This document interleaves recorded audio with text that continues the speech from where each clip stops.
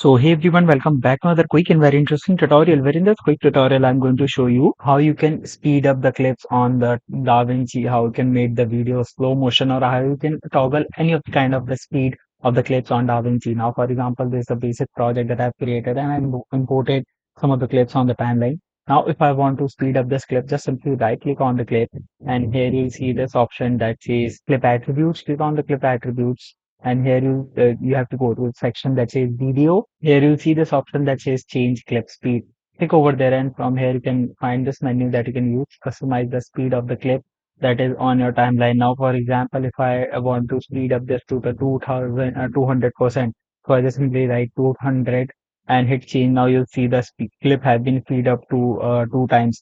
Now again, if you want to slow down the clips or you want to add the slow motion effect, just simply click on this option of change speed, change the clip speed as well. And from here you can easily customize, like for example, if I want it to be the 50% only and hit change.